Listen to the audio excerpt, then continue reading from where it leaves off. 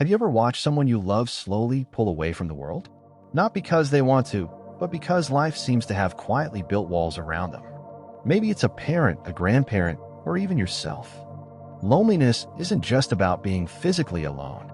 It's the feeling that no one really understands you, that your stories, your laughter, and your presence don't quite matter anymore. For many, this creeping isolation is not sudden. It's the result of small, almost invisible habits that build up over time. These habits don't shout, they whisper. They convince us that it's easier to stay in our comfort zone, that new things are too hard, or that our opinions don't matter anymore. But here's the truth, those quiet habits don't have to define the rest of your life. In fact, awareness is the first step to breaking free and reconnecting not just with others, but with yourself. Today, I'm going to take you on a journey through the 9 hidden habits that quietly steal joy, connection, and vitality as we age. Along the way, you'll meet Helen, a woman just like many of us full of wisdom, life, and stories who almost let these habits take over, but found a way back to light and love.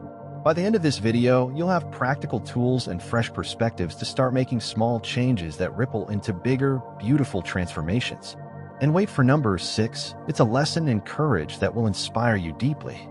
If you're ready to rekindle connection and rediscover your sparkle, stay with me and let's dive in.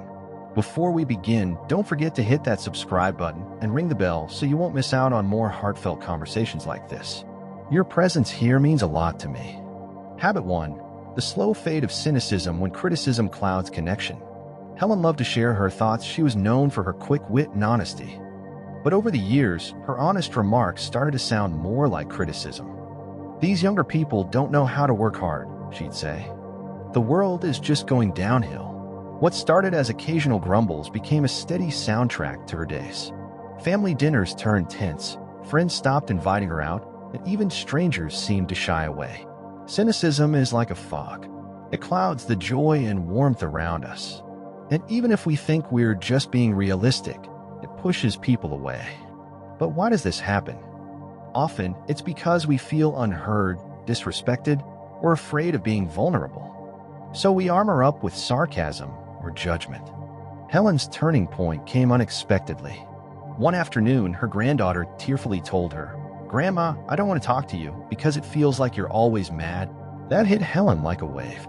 She realized that her sharp words were building walls between her and the people she loved most. How can you break this habit? Start a gratitude journal. Each day, write down 3 things you appreciate, no matter how small. This rewires your brain to notice the good.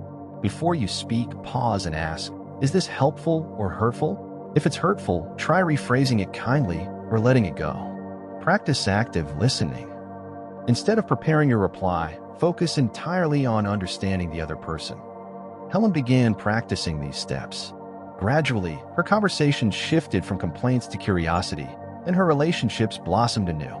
Habit 2. Neglecting self-care. The hidden message you send to yourself.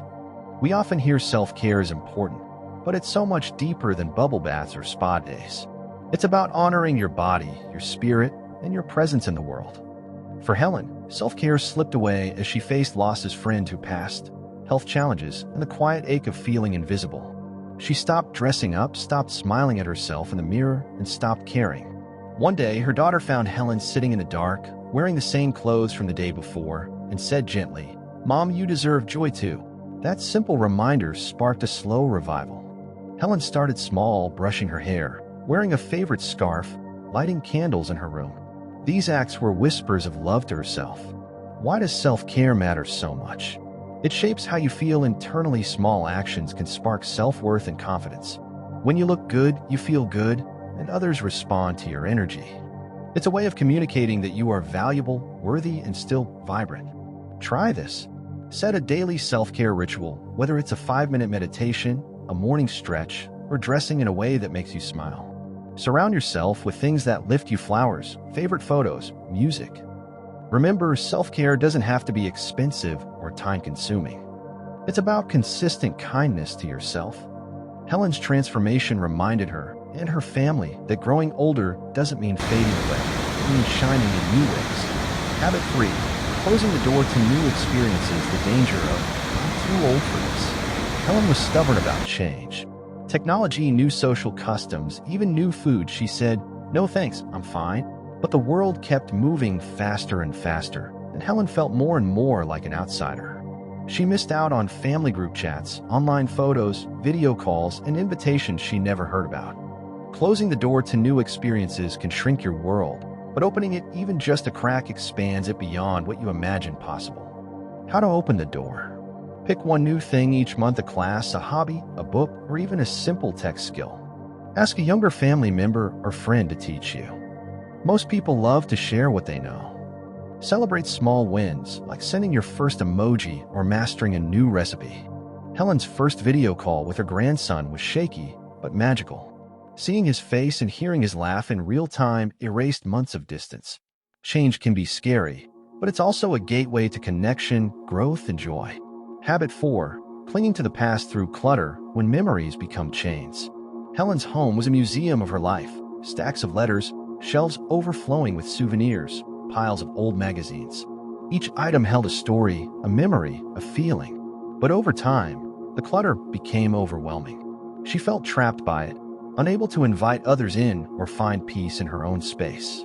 Clutter isn't just physical, it's emotional too. It holds us in the past, making it harder to live fully now. Steps to release clutter and lighten your life. Start small. Pick one drawer, one shelf, or one corner to declutter each week. Ask yourself, does this item bring me joy or weigh me down? Donate, recycle, or gift items that no longer serve you. Digitize photos or letters so you can keep memories without the piles. Helen found freedom in letting go. As she cleared her space, her mind felt clearer, and she welcomed new memories with open arms. Habit 5. Shying away from physical movement, embracing your body's wisdom. Helen's body had carried her through decades, but as aches and pains grew, she began to move less and less. She thought, at my age, I should just rest. But moving less made her feel weaker and more tired, trapping her in a cycle of inactivity and discomfort. Our bodies crave movement. It's medicine for the mind and soul. Simple, gentle movement can improve mood and reduce anxiety, boost energy and circulation, enhance sleep quality, build strength and balance to prevent falls. Helen started with tiny steps, short walks in her garden, stretching while watching TV, joining a weekly gentle yoga class for seniors. Habit 6. Avoiding vulnerability, the courage to open your heart. This is the habit that surprised Helen and me the most.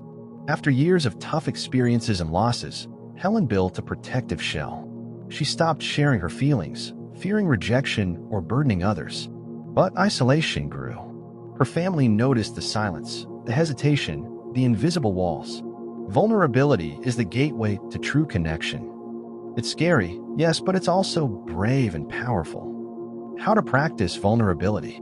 Share one honest feeling a day with someone you trust. It could be joy, sadness, fear, or hope. Ask for help when you need it. It's a sign of strength, not weakness. Allow yourself to cry, laugh, and be seen exactly as you are. Helen's breakthrough came when she told her daughter, "I'm scared sometimes." That moment unlocked years of hidden emotions and brought their relationship closer than ever. Habit 7. Losing touch with purpose, finding meaning in every day. Helen once dreamed of writing a book, traveling the world, and teaching art classes. But as the years passed, she felt her purpose slipping away. Without purpose, days blur together. Motivation fades, and life can feel hollow. Purpose isn't just about grand achievements, it's about meaning in small, everyday actions. You can find purpose by volunteering or mentoring others, starting a new hobby or project, setting simple goals like gardening, cooking, or learning, reflecting on what brings you joy and fulfillment. Helen began teaching art workshops at her local community center. She found new joy in sharing her passion and connecting with others. Habit 8. Ignoring mental health, caring for your mind as you do your body. Helen thought mental health struggles were for younger people or those with problems. She never spoke about feeling anxious or lonely. But loneliness and depression are real, common, and treatable. Pay attention to your mental health. Talk to trusted friends, family, or professionals. Practice mindfulness and meditation. Stay socially active. Join clubs, classes, or support groups. Keep a routine that includes activities you enjoy. Helen's journey included seeing a counselor and joining a seniors discussion group. It changed how she viewed herself and her world. Habit 9. Expecting others to change the power of self-responsibility. Helen used to blame her family for drifting apart. They never call me, or they don't understand me. But holding others responsible left her feeling stuck and resentful.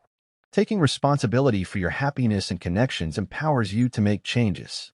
Try this. Reach out first, even if it feels vulnerable. Set healthy boundaries with kindness.